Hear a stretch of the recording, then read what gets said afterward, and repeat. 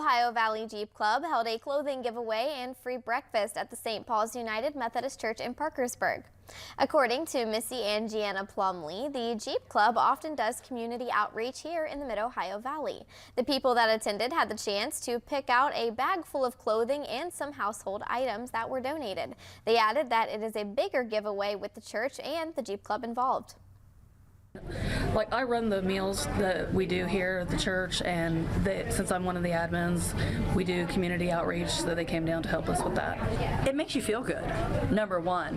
And the Ohio Valley Jeep Club is huge. There are thousands of members.